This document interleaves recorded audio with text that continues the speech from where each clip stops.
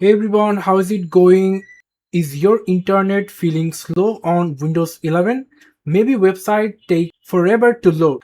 Downloads are sluggish or online videos keep buffering. Don't worry, today I'll show you a few simple tricks that can help improve your internet performance on Windows 11. So let's get started. First, restart your router and your PC. It sounds simple, but this alone can fix many network related issues.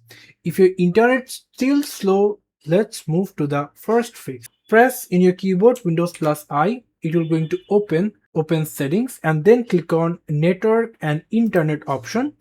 Click on advanced network settings, then click on network reset and click on reset now. This will reinstall your network adapters and reset networking settings to their default state. Now restart your computer. That's it.